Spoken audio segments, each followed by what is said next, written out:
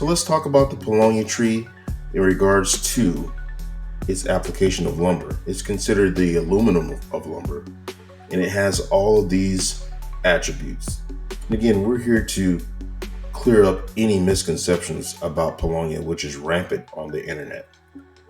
We're here to do so because we utilize the tree and we process the tree and we grow the trees and we sell baby saplings. So we do it all. So if you were to trust anyone to get information from, it should be someone who's actually doing the business.